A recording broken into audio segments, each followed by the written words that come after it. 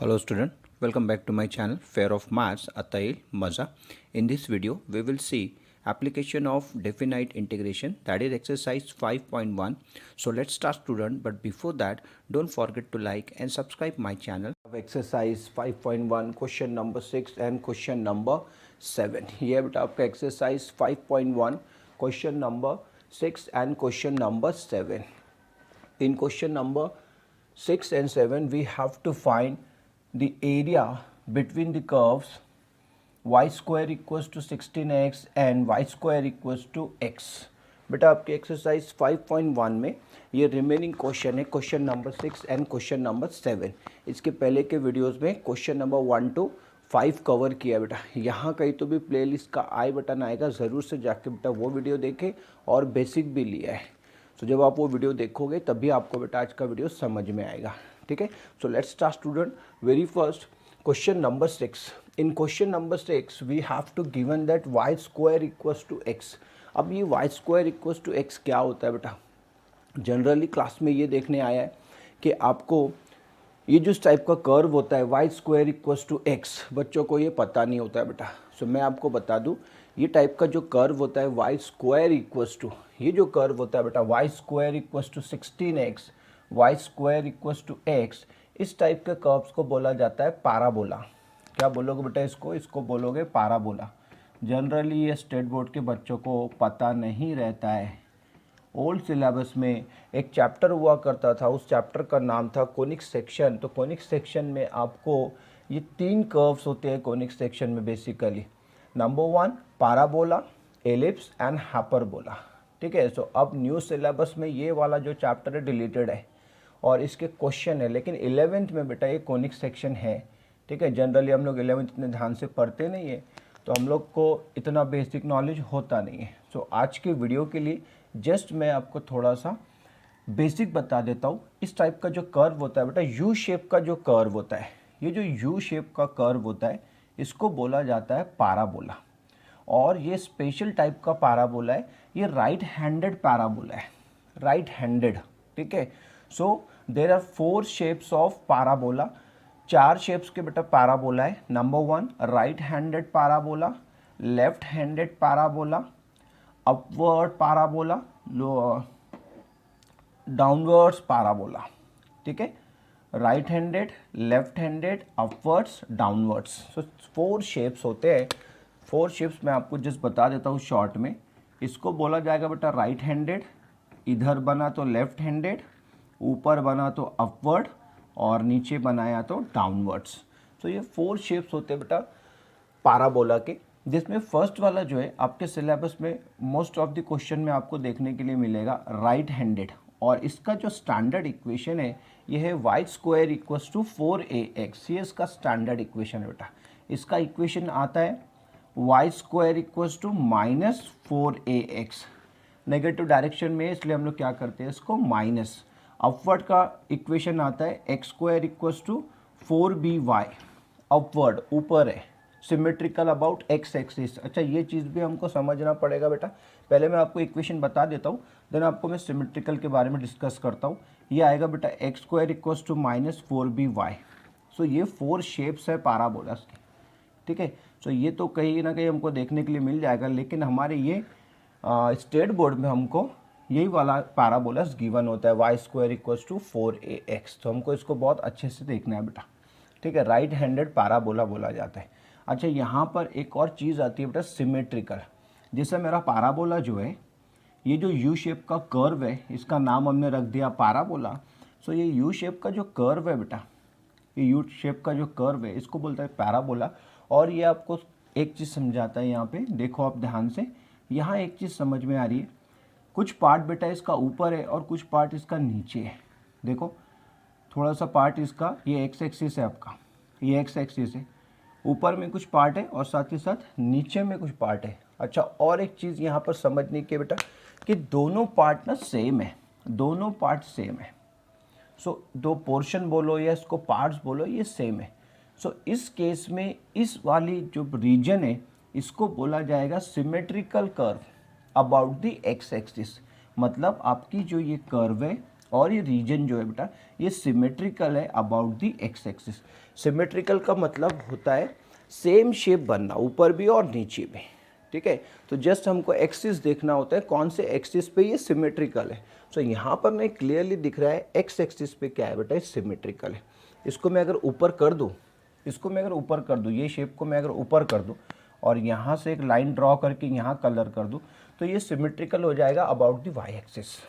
क्या हो जाएगा बेटा, अबाउट दी वाई एक्सिस हो जाएगा, ठीक है। अब अगर आपका फिगर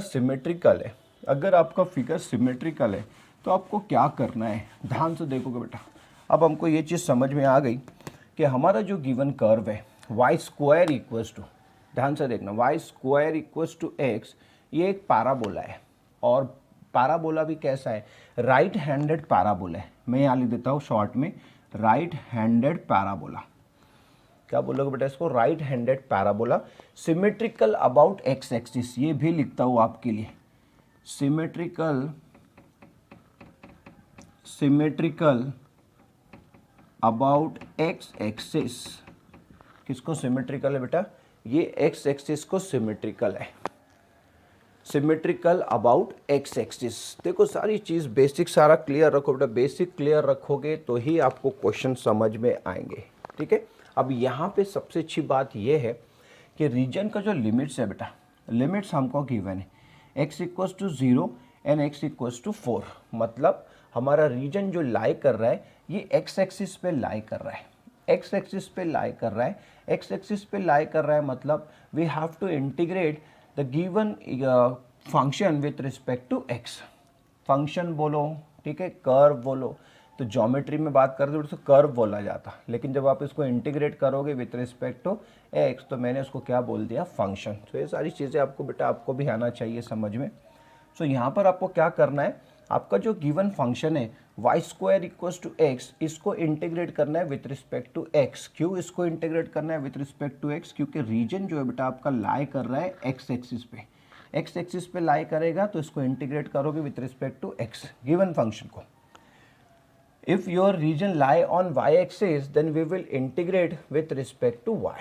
ठीक है, तो दो ही फॉर्मूले आपके सिलेबस में मेंशन किया है बेटा। स्टेट बोर्ड के जो क्वेश्चंस है, स्टार्टिंग के क्वेश्चन नंबर 1 तो बहुत सिंपल है यार। एक आपको यहाँ लिमिट्स गिवन है, आपको बता रहा है कि आपका रीजन कहाँ लाई करता है, तो यहाँ लिमिट्स गिवन है, तो यहाँ देख के समझ में आ रहा है कि रीजन कहाँ लाई करेगा, on the x axis.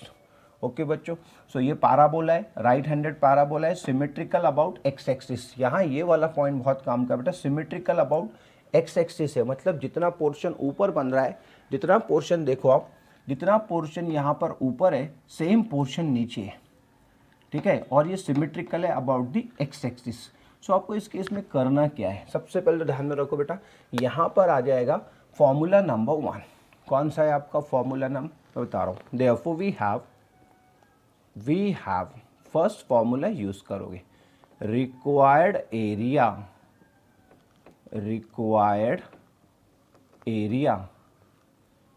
Capital A is equal to, integral आ जाएगा बेटा x equals to 0 to x equals to 4, ये सारा गिवन है। y इक्वल्स टू आ जाएगा f of x into d x. ये है आपका फॉर्मूला नंबर 1। फॉर्मूला नंबर 2 क्या है आपका, x इज इक्वल टू हो जाता है g of y into d y. मतलब वहाँ पर आप फॉर्मूला नंबर 2 में इंटीग्रेट करोगे विथ रिस्पेक्ट टू y, लेकिन यहाँ पर आपको फॉर्मूला नंबर 2 का कोई अभी काम नहीं है, क्योंकि आपके दोनों भी कर्व जो है ये x एक्सिस पे लाई कर रहे हैं बेटा। तो हम लोग क्या करेंगे, दोनों केस में फॉर्मूला नंबर 1 ही यूज़ करेंगे, ठीक है। अब देखो मुझे यहाँ पर दिख रहा है, मुझे y की वैल्यू निकालनी है बेटा, y चाहिए, y equals to f of x. तो मैं क्या करता हूँ, ये जो मेरा गिवन कर्व है यहाँ से ना मैं y का वैल्यू कैलकुलेट कर लेता हूँ। Since y square equals to x है, सो y इक्वल्स टू आ जाएगा plus minus under root x. Since my region lie on a first quadrant, so we consider positive x। क्या लोगे बेटा, पॉजिटिव। क्या रीज़न दे रहे हो इसका, क्योंकि आपका रीजन जो है बेटा ये फर्स्ट क्वाड्रेंट में लाई कर रहा है, तो फर्स्ट क्वाड्रेंट में x क्या होता है, पॉजिटिव होता है। सो आप y की वैल्यू क्या लोगे, रूट एक्स, मतलब प्लस रूट एक्स मतलब पॉजिटिव है। ठीक है, नेगेटिव नहीं आएगा। सो ये y इक्वल्स टू क्या आ जाएगा, सिंपली रूट एक्स आ जाएगा बेटा। सो a इज इक्वल टू आ जाएगा, देखो अब कैलकुलेशन पार्ट है, ये तो बहुत सिंपल होता है। x equals to 0 to x equals to 4, y equals to क्या डाल दोगे, y का वैल्यू निकाला है आपने रूट एक्स इंटू क्या आ जाएगा बेटा dx। ठीक है, अब आपको रूट एक्स का इंटीग्रेशन आना चाहिए। सो रूट एक्स का इंटीग्रेशन डायरेक्टली नहीं आता है, तो हम लोग क्या करेंगे, इसको बना देंगे पावर फंक्शन। पावर फंक्शन मतलब इसको हम लोग बनाएंगे x to the power 1/2 into d x. अब 1/2 का इंटीग्रेशन क्या आता है, सो 1/2 का इंटीग्रेशन आता है x to the power 3/2 upon 3/2 to the power 0 to 4, ये आ जाएगा बेटा 0 to 4, ऐसे आ जाएगा इसका इंटीग्रेशन। चलो जल्दी से इसका स्क्रीनशॉट लोगे, ऐसे आ जाएगा बेटा इसका इंटीग्रेशन। क्यों कि 1/2 में आप +1 करोगे तो मल्टीप्लाई करोगे, ऐसे आएगा ना, x to the power 1/2 + 1 upon 1/2 + 1 that is x to the power 3/2 upon 3/2। So ये आ जाएगा बेटा। ठीक है, नेक्स्ट देखो अब क्या करना है, आपको लिमिट्स पुट करने, आपको क्या करने, लिमिट्स पुट करने। So here we have a is equal to क्या आ जाएगा, इसको लिखा जाएगा 3/2 है तो इसको लिखोगे 2/3, क्या लिख लोगे 2/3, और इधर आ जाएगा x to the power 3/2 to the power 0 to 4। Limits क्या आएगा, 0 to 4 आएगा। चलो अपर लिमिट पुट करते हैं, अपर लिमिट पुट करते हैं और देखते हैं क्या मिलता है हमको। देयरफॉर a इक्वल्स टू 2/3, सो ये आ जाएगा बेटा 4 की पावर 3/2 माइनस 0, ऐसे आ जाएगा। अब 4 की पावर 3/2 का मतलब क्या होता है, हमेशा याद रखना बेटा, 4 या x की पावर 3/2 इन जनरल अगर मैं बोलूँ x की पावर 3/2, सो x की पावर 3/2 का मतलब होता है x इंटू रूट एक्स। क्या होता है, x इंटू रूट एक्स। तो यहाँ पे 4 की पावर 3/2 का मतलब हो जाएगा 4√4, ये आ जाएगा 4√4, that is a is equal to आ जाएगा मेरा, ये हो जाएगा मेरा, ध्यान से देखना, 2 into 4 into 2 upon 3, that is a is equal to आ जाएगा 16/3, 16/3 ये आ जाएगा मेरा, क्या आ जाएगा 16/3 आ जाएगा। लेकिन ये अभी आपका आंसर नहीं आया है, क्यों नहीं आया आपका आंसर, ये बताता हूँ मैं आपको, ये आपका आंसर नहीं है बेटा। अब ध्यान से देखना पड़ेगा आपको, आपने क्या किया, ये एक पार्ट का, एक रीजन का, एक ही सिंगल पार्ट का एरिया निकाला है बेटा, लेकिन आपका जो फिगर है, आपका जो रीजन है सिमेट्रिकल है, कर्व जो है आपका सिमेट्रिकल है अबाउट द एक्स एक्सिस। सो आपको नीचे वाले पार्ट का भी निकालना पड़ेगा, तो सेम प्रोसीजर आपको फॉलो करनी पड़ेगी ये नीचे वाले पार्ट के लिए। जस्ट आपको मॉड पुट करना पड़ेगा, आपका आंसर सेम आएगा, आपका आंसर सेम आएगा, 16/3 मॉड पुट करना पड़ेगा, क्योंकि ये एक्स एक्सिस के बिलो है, एक्स एक्सिस के बिलो है, रीजन जो है अबाउट द एक्स एक्सिस है as well as below the x axis है बेटा। बिलो जब आता है हम लोग मॉड पुट करते हैं, क्योंकि नेगेटिव आता है और एरिया कभी भी नेगेटिव नहीं होता है, इसलिए हम लोग मॉड साइन पुट करते हैं। तो सेम प्रोसीजर आपको फॉलो करना पड़ेगा ये वाले रीजन के लिए, बिलो द एक्स एक्सिस। ठीक है, सो हम लोग इतना सारा दोबारा से रिपीट नहीं करते, जस्ट आपको क्या करना होता है ध्यान में रखना बेटा अभी फ्यूचर के लिए, यहाँ से ही आपको इसको 2 से मल्टीप्लाई कर देना होता है, जो फॉर्मूला होता है वहीं से आपको इसको क्या करना है बेटा, 2 से मल्टीप्लाई कर देना है। मतलब यहाँ 2 आ जाएगा, इधर 2 आ जाएगा, इधर 2 आ जाएगा, हर जगह पे 2 आ जाएगा। ठीक है, तो ये याद रखो कि हर जगह 2 आ रहा है, इसका मतलब ये 2 का ये 4 बन जाएगा। देखो मैं करस्पॉन्डिंग चेंजेस कर रहा हूँ, ध्यान से देखना बेटा, ये 4 हो जाएगा, ये भी क्या बन जाएगा आपका 4, ये भी क्या बनेगा 4। तो जहाँ 2 दिख रहा है आपको वहाँ आ जाएगा बेटा 4। अब ये कितना हो जाएगा 16 इंटू 2 दैट इज़ 32। तो ये है इसका फाइनल आंसर 32/3 स्क्वायर यूनिट्स, ये रहेगा बेटा इसका आंसर। 2 से मल्टीप्लाई करना होता है, हमेशा याद रखो क्या करोगे बेटा, 2 से इसको मल्टीप्लाई, यहाँ भी लिख दिया तो कोई इशू नहीं, 2 से क्या करोगे इसको मल्टीप्लाई कर दोगे, क्योंकि आपका रीजन जो है ये सिमेट्रिकल है about the x axis. Okay, तो सेकेंड वाले एग्जाम्पल में भी हम लोग यही काम करेंगे। Take a screenshot fast. Now move on to second example. Second means 7 और ये लास्ट एग्जाम्पल बेटा क्वेश्चन नंबर 1 का। ठीक है, चलो अब हम लोग क्या करते हैं, सेम फॉर्मूला रहेगा, लिमिट्स सेम रहेंगे, सब कुछ सेम रहेगा, अपने जस्ट करस्पॉन्डिंग चेंजेस करने हैं आपको और आंसर लाना है। अब ये बात भी हमको समझ में आ गई। 2 क्यों लिखा, 2 इसलिए लिखा है बेटा कि आपका जो कर्व है ये सिमेट्रिकल है अबाउट द एक्स एक्सिस। ठीक है, तो सिमेट्रिकल जब भी आएगा आप क्या करोगे बेटा, पार्ट्स गिन लोगे कितने पार्ट्स है, तो यहाँ 2 पार्ट्स है, सो आप क्या करोगे इसको 2 से मल्टीप्लाई कर दोगे। ठीक है, अब आगे फ्यूचर में हो सकता है आपको सर्कल पूछ ले, सर्कल पूछ ले, तो सर्कल के कितने पार्ट्स है, टोटल 4 पार्ट्स है। सो पूरा ये जो सिमेट्रिकल रहेगा, सर्कल जो रहता है बेटा symmetrical about the coordinate axis रहता है, symmetrical about the coordinate axis रहता है, तो उस केस में आपको 4 से मल्टीप्लाई करना पड़ेगा। आने वाले वीडियोस में हम लोग वो चीज़ डिस्कस करेंगे कि एलिप्स पूछा आपको तब भी आपको 4 से मल्टीप्लाई करना है, सर्कल पूछा तो आपको 4 से मल्टीप्लाई करना है, क्योंकि ये सिमेट्रिकल होता है ना, ये कॉन्सेप्ट समझ लो आप, तो आपको आगे भी हेल्प मिलेगा। ये आपका कर्व जो है symmetrical about the x axis है, ये और एक पार्ट निकाला फिर दूसरा पार्ट निकाला, ऐसा नहीं करते हम लोग। तो क्या करते हैं, इसको पार्ट से क्या करते हैं, इसको मल्टीप्लाई कर देते, मतलब यहाँ पर 2 पार्ट्स है तो 2 से मल्टीप्लाई कर दिया। ठीक है, चलो ये तो बहुत सिंपल है। यहाँ से बेटा y की वैल्यू कैलकुलेट कर लो, सो यहाँ से आपको भी मिल जाएगा +-4 रूट एक्स मिल जाएगा।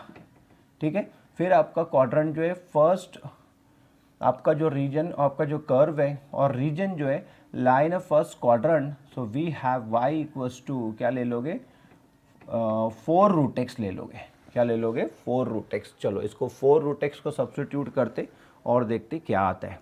सो a is equal to integral 0 to 4 जो है ये कांस्टेंट है, इसको बाहर ले लो बेटा, यहाँ सिंपली आ जाएगा रूट एक्स इंटू क्या आ जाएगा, dx आ जाएगा। ठीक है, चलो नेक्स्ट स्टेप में क्या करोगे, a इज इक्वल टू, थोड़ा जल्दी जल्दी करता हूँ, 4 ये आ जाएगा बेटा, अब डायरेक्टली कर रहा हूँ, x की power 3/2 upon 3/2 to the limit 0 to 4। So a is equal to आ जाएगा आपका 8/3, मल्टीप्लाई कर दोगे 2 से 4 को 8 हो जाएगा, और यहाँ अपर लिमिट डाल दोगे तो 4 की पावर कितनी आ जाएगी, 3/2 - 0 आ जाएगा। ठीक है, तो नेक्स्ट स्टेप में ये बनेगा आपका a इज इक्वल टू, ध्यान से देखोगे, 8/3 इंटू ये आ जाएगा 4√4। अच्छा 2 तो हमने इसमें भी 2 हमने यहाँ 2 लेना चाहिए था। ठीक है, तो ये 2 है बेटा, तो यहाँ पर ये 2 सामने है पहले, तो ऐसे लिखना चाहिए था इसको मैं अंदर रख देता हूँ 4 को, अभी ये 2 लिखता हूँ और यहाँ लिख देता हूँ 8। सो ये बेस्ट हो जाएगा। ठीक है, सो 8 ये है तो ये बेटा 16 हो जाएगा, ये कितना आ जाएगा, 16/3 आ जाएगा, 16/3 हो जाएगा। हो गया, आपका आंसर आ गया। a इक्वल्स टू क्या आ जाएगा, 16 × 4 × 2/3। So a is equal to 64 × 2/3, that is a equals to आ रहा है आपका 8, 128/3 स्क्वायर यूनिट्स, ये आएगा बेटा इसका फाइनल आंसर, 128/3 स्क्वायर यूनिट्स। कैसे आ रहा है एक बार फिर अच्छे से देख लो बेटा, क्या करोगे, y की वैल्यू कैलकुलेट करोगे, y का वैल्यू यहाँ से निकाल लोगे और ये पॉजिटिव वैल्यू लोगे, क्योंकि आपका रीजन लाई कर रहा है फर्स्ट क्वाड्रेंट में। सो ये हो जाएगा 2 इसलिए लगा रहे, सिमेट्रिकल है आपका, सिमेट्रिकल है अबाउट द एक्स एक्सिस, इसलिए आपको 2 लगाना पड़ेगा। सो 2 इंटू इंटीग्रल, सो ये 2 × 2 4 हो जाएगा 8, इंटीग्रेशन ऑफ रूट एक्स आता है बेटा x की पावर 3/2/3/2। ठीक है, सो ये हो जाएगा 16/3, अपर लिमिट डालोगे, ये 4√3, हमेशा याद रखना बेटा, ये मैं क्लास में बच्चों को हमेशा बोलता हूँ, x की power 3/2 can be written x into root x, ये लिखा जाता है बेटा, हमेशा याद रखना, x की पावर 3/2 को लिखा जाएगा x रूट एक्स। सो ये क्या आ जाएगा आपका, ये आ जाएगा 4√4, ठीक है। सो स्क्वायर रूट ऑफ 4 क्या है, 2 है। सो ये 2 हो जाएगा, ये 4, ये 16/3, ये तो जस्ट कैलकुलेशन पार्ट है, ये तो आप मल्टीप्लाई तो कर सकते हो। ये आ जाएगा बेटा 128/3, ठीक है। तो यहाँ पर आपको बस एक ही चीज़ ध्यान में रखनी थी बेटा, मेन चीज़ थी आपका जो रीजन है और जो कर्व है ये सिमेट्रिकल है about the x axis. Symmetrical about the x axis है मतलब यहाँ पे जो सेम रीजन अबव है वही नीचे भी वही रीजन रहेगा। तो इस केस में आप क्या करोगे बेटा, इसको 2 से मल्टीप्लाई कर दोगे, ठीक है। 2 से क्या करोगे, इसको मल्टीप्लाई। आने वाले क्वेश्चन में आपको सर्कल गिवन रहेगा, एलिप्स गिवन रहेगा, सो वो सिमेट्रिकल रहेगा अबाउट द कोऑर्डिनेट एक्सिस। तो उस केस में आप 4 से इसको मल्टीप्लाई करोगे, ठीक है। सो आने वाले वीडियोस में हम सर्कल और इलिप्स के क्वेश्चन से भी डील करेंगे। आई होप बच्चों आपको आज का वीडियो समझ आया हो बेटा। अगर आपको आज का वीडियो समझ आया हो ज़रूर से बेटा इसको लाइक करें और चैनल को भी सब्सक्राइब करें। See you in next video, till then bye.